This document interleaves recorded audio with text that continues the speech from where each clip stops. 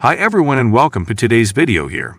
This video, which I tell you about a story which is from a subscriber to this channel. So thank you Baladi to share this with us. Thank you for your videos. I found them 3 weeks ago and I've been watching them like crazy for a topic. I'd like to tell you a story that came to mind. It's like an episode of Sliders. If you don't like it, then maybe you make a video about the central bankers' point of view about when and why they use inflation or deflation to control the herd. That will help me understand the basics of it all.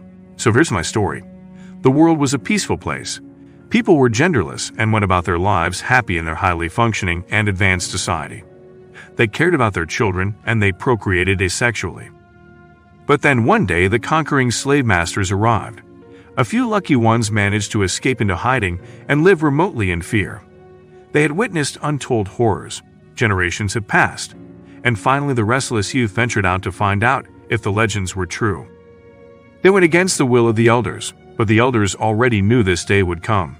They traveled for weeks and came upon what looked to be a mining site. Something was strange about the people. They didn't look right. Slowly, they secretly befriended one of them who thought they actually didn't look right either. In time, the worker introduced their partner and offspring. The genderless ones couldn't understand that it took two people to on-looking people to procreate. They learned the worker and partner had different body parts. It was all very confusing to them. They talked and talked. Over time and through each other's legends and myths started to piece the puzzle together. More than a century ago, the slave masters wiped out almost all the genderless ones to genetically modify the remaining few. They split them into two halves. One was called male and the other female. The genderless or the wholes learned that the halves spend much of their days chasing each other to satisfy the urge to procreate. They sought to be whole. You never could become whole, for the halves were always worn down by their long working hours, worn down by depleted food, worn down by taxes, worn down in just about every way possible, and especially worn down by the communication difficulties between the male and female halves and their unobtainable pursuit to become whole. They were more like thirds, and two-thirds do not make a whole. It was the perfect divide and conquer strategy from their slave masters, split the wholes in half so they could basically be preoccupied with chasing each other. They toiled away their miserable lives, chasing bodily urges and doing soul-depleting work, never finding out who they really were.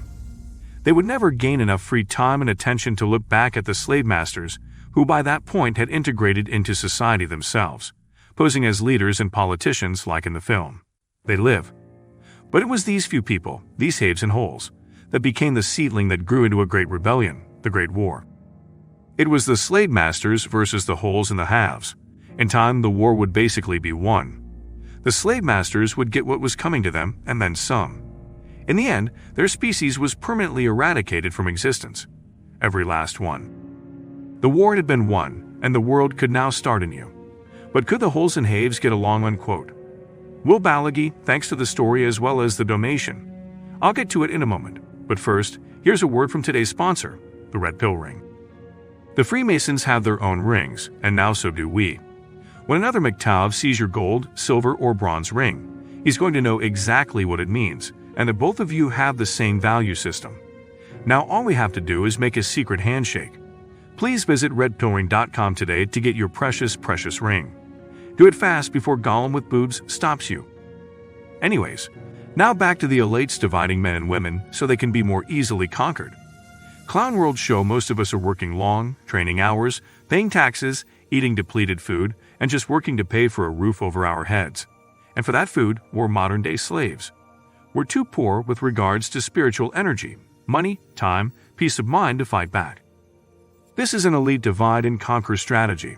Not only do they separate men and women, they also separate us from ourselves. Balagi, you mentioned inflation, which is just another tool to stop us by stealing the purchasing power of our money. Money basically represents the time we spend at work.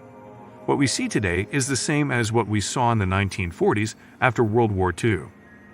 Inflation was high at the time, but the government paid very little interest on people's money, reducing purchasing power. That's why they came out from under the table.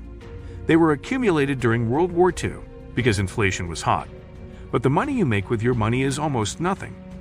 The elites also use fear of inflation and deflation to frighten the common people. So we're constantly switching back and forth between owning assets like stocks and assets like cash. If you believe that asset prices will fall in the future, then you will sell them. Elites are masters of media manipulation, making you believe that when things are going up, they are going to go down, and vice versa. September is said to be the worst month for the stock market, everyone knows. So now I suspect that the rich will boost the market in end of 2022. When I wrote this in August, I thought the crypto peddling mentality was now entering the stock market and screwing things up for them instead of letting the market down. Many of us are no longer willing to sell our assets due to market manipulation. If we can't sell leads, buy from us cheap and sell to us when it's expensive. This is how they manipulate us financially. Then you have a divorce, which is the icing on the cake and even prevents you from accumulating enough wealth to escape being that slave. When COVID started to spread, everyone was afraid of deflation and sold all their assets. Me too, but bought it back almost immediately after the summer 2020 crash when fear peaked. Now, fear peaks at the end of 2022. In a stock market crash, you basically make money by panic buying an asset when no one is talking about it being cheap, then panicking and selling it when the price is high and ecstatic. My mistake was not selling my cryptocurrency in bulk for a top profit. But there is some logic to this decision, because if you bought Google or Amazon or Apple when they were very low, and they sold when they doubled or tripled in price, you would have lose in most games. With Bitcoin, I was worried that I would sell it too soon and couldn't buy it again, so I ended up holding it for too long. I was still awake while recording. As for your story, Melbourne's elite must have pitted women against men in a common strategy of conquest. Women are easier to control through consumerism and materialism, but I think that will change as resources become scarcer. So cell phones and the dopamine rush that women get from them will replace retail therapy.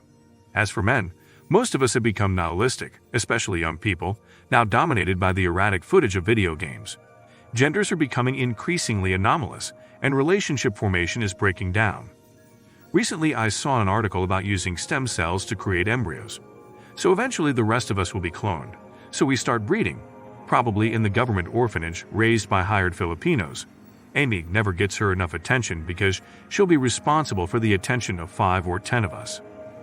Asexual reproduction is coming, but don't think it's going to be a utopian picnic, especially when the government gets the meat hook.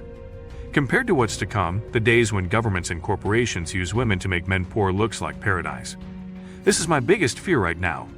Melbourne, I think it's outdated to talk about how women take advantage of men through marriage.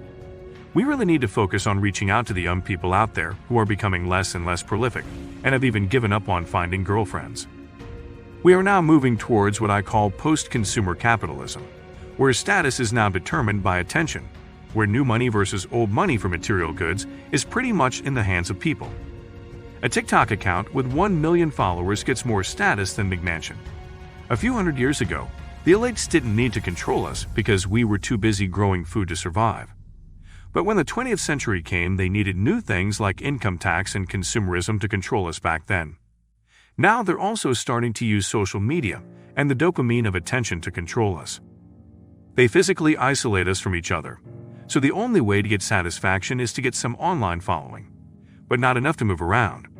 This will keep most of us so busy starving to death that we don't really pay attention to what the ruling class is doing to us.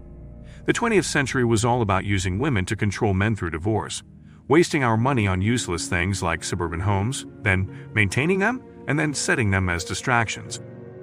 Now is the time for the next stage, Melbourne. Her story is about a phase that will never exist. The road to becoming a full man is now more difficult than ever.